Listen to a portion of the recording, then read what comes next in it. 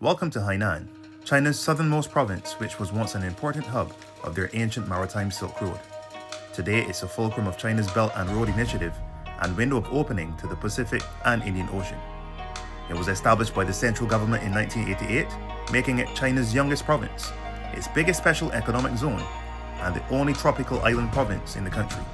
It's now transforming itself into the world's largest free trade port. So yes, the CARICOM crew flew across the Hainan for 4 days of non-stop activity, and beginning in the area of Sanya, we visited institutions, facilities and places of interest, which I packed into one educational and informative episode. Hope you enjoy.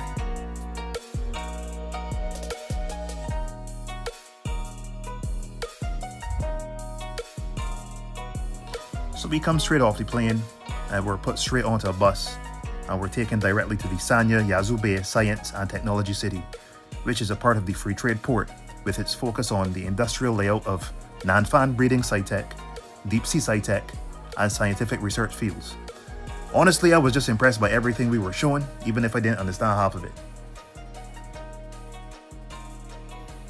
So after some impressive displays and presentations at the Technology City, we were transported to the Sanya International Yacht Center, where we got a look at the entire marina. And honestly, it had a very Caribbean vibe to it, and it made me really start to miss home. And then after that, we went back to the hotel to get some food and some rest. So on day 2, we visited the Hainan Lian International Education Innovation Pilot Zone. Yeah, that was a mouthful. It was jointly developed by the Ministry of Education and the Hainan province. As it is still undergoing development, the project is centered around international education. The pilot zone will facilitate foreign universities running independently or in collaboration with Chinese universities, so Chinese students who want to study abroad can do so without leaving China, which is fantastic. I thought this digital library was real cool because they said it's one of the most extensive ones in the world. All the books got microchips and stuff like that, so that you could always trace and track returns and books borrowed.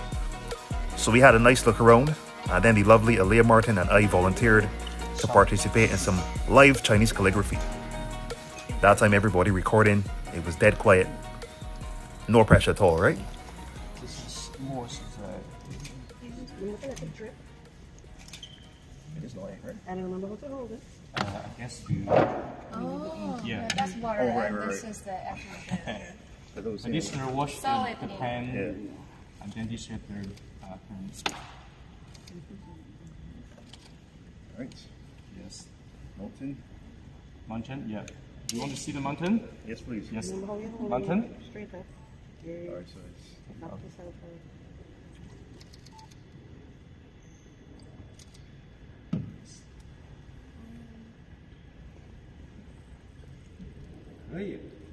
Beautiful. Beautiful. Yeah. You did great job. all right. Yeah. Now you'll be the top of the mountain. It's a peak now. At the top of the mountain. So after we left the pilot zone, we were transported to the Jinglong Tropical Botanical Garden, where we were treated to some delicious lunch, some of the best pork that I had in years, and then we went on a tour of the gardens. Now this is Jackie. He was our assigned tour guide for the entire trip to Hainan, and one of the most likable people you will ever meet in life. Now this is when I truly felt back in the Caribbean, because look at the trees, look at the plants, and then they got chickens running about on the ground. We even passed a breadfruit tree. Yeah, that blew my cool. And then afterwards, we were able to sample some Sanya coffee, which turned out to be a little too strong for me. And then we went off to see some more crops. Now this is the song that was playing in my head the entire time we were observing these crops. If you know, you know. Alright, so this part was a lot of fun now because we are actually getting the opportunity to go to the lab in the botanical gardens where they make chocolate. Nice, rich, dark chocolate. So everybody got the opportunity to put on some protective headgear, put on your feet protectors and everything, because obviously cleanliness and hygiene is paramount. And we will get a chance to go into the lab, watch them making the chocolate, and also partake ourselves. So everybody is in the lab now, watching this lady mix up the chocolate on this slab. Very interesting thing to watch. And this was right before we got the chance now to participate ourselves and see how we would fare mixing up our own chocolate.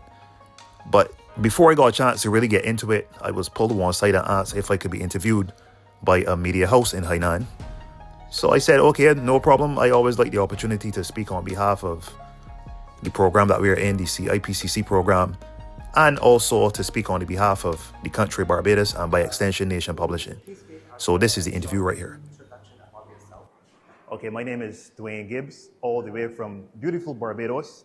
I represent Nation Publishing. This is the company I work for. It's a newspaper / social media company, and I am a sports journalist. Yes. Welcome to Hainan. Xinglong is a very important segment for overseas Chinese. Were you familiar with the culture of overseas Chinese in Hainan before you visited? No, I knew very little about Hainan before I visited, but we did some reading up before we came. We were very interested in this province that is the southernmost province in China. And the first thing that we noticed was that the flora is very reminiscent of the Caribbean. So we felt very much at home here because of all the vegetation and the mountains and stuff like that. So yeah. Yeah. What is your view on this culture after your visit in today? I think it's beautiful. A lot of agriculture. You can tell that a lot of food is produced here.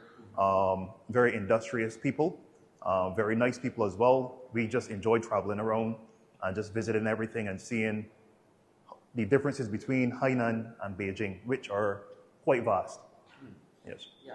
Xinglong have many unique tropical crops. Does your visit make you acknowledge Hainan's development in tropical agriculture? Yes, it does make me interested because I saw a lot of crops here that were foreign to me. But then we also have synonymous crops, like I saw breadfruit here, which I did not even know grew in Hainan. We saw noni, we saw calabash. So it's making me feel very much at home, or at least in the Caribbean, just being here today. Yeah. We will taste the local specialty cuisine at noon. That enhance your understanding of Hainan's cultural tourism. Yes, the lunch was fantastic, first and foremost. We had a lot of spiced dishes. The pork was some of the best pork I've ever had in my life.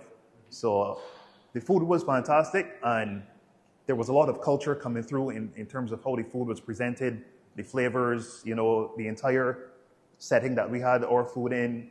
It was like a tavern. It was a fantastic experience in Hainan. Okay, that's all.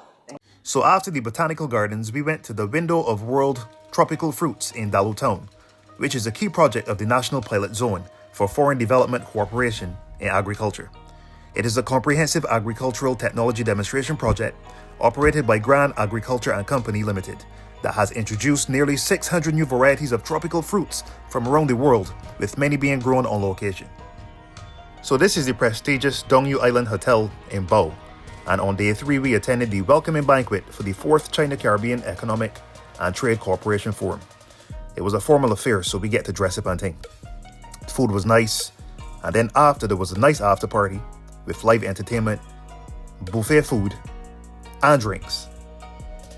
We had a good time, man, but I started to get sleepy around 10 o'clock p.m. because I am over 30 years old. So after I had my fill, I went back to my room and got some much deserved rest. So on our final day, we attended the ministerial conference of the 4th China-Caribbean Economic and Trade Cooperation Forum, where our very own Minister of Economic Affairs and Investment, the Honorable Chad Blackman, was in attendance. Now, he was the only other Bajan in the entire room, so I was real happy to see him, man. So I ran up to him afterwards and we spoke briefly, and it was real good to hear my Bajan accent in China. Yeah, that meant a lot. So after the conference, we went back to the hotel, changed, checked out, and then we went across to the Bao duty-free shop. But on the outside, we saw this woman chopping and selling coconuts. So we had to stop. Now these coconuts were gigantic, full of water, and just delicious and extremely refreshing. So yes, Hainan is the place. If you're ever in China as a Caribbean person and you're feeling homesick, I strongly suggest you visit Hainan. It was amazing, man. So from there, it was back on the bus for our last ride with Jackie. And he actually dedicated a song to us, which was very moving. And then it was straight to Bao Airport, where we thanked Jackie and his team for their hospitality, for being such gracious hosts. And then we made our way back to Beijing. I have to say that Hainan was truly an experience, and that they really have something very special over there. It's a perfect combination of innovation and technology, but yet it feels so traditional and obviously with a lot of Caribbean vibes and stuff like that. So a wonderful, beautiful place, man.